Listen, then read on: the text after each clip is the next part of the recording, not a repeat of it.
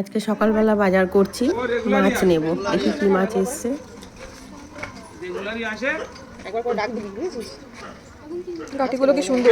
পেটির দিকে দেবো তো? হ্যাঁ, পেটের দিকে দাও। পেটি মারবি লেজের দিকে দেবে। লেজের দিকে দিলে পেটি হবে নাকি? না, তুমি তাহলে পেটের দিকেই দাও। পেটি ভালো হবে? ভালো হবে। ভালো তো হবে। এমন ভাবে কেটো যাতে একটু সামান্য একটু পেটি পাওয়া যায় বাচ্চাটার জন্য। একটা হলেও চলবে, অসুবিধা নেই। হ্যাঁ, পেটি দেখেন পেটি হবে তো? পেটি লাগবে, তেল লাগবে।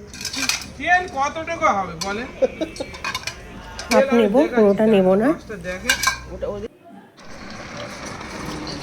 জ্যান্ত মাছ বাসি করে খেয়ে লাভ নেই। এবার মাছ কেটে দিলাম, নিয়ে চলে এলাম। কী কী মাছ নিলাম? একটু মোরলা মাছ নিলাম, আর একটু রুই মাছ। এই যে বড় বড় মোরলা, টাটকা একদম মোরলা। 50 কিলো কত করে দিল? আর এই প্যাকেটে আছে 50 টাকা করে শোয়া নিয়েছে। মোরলা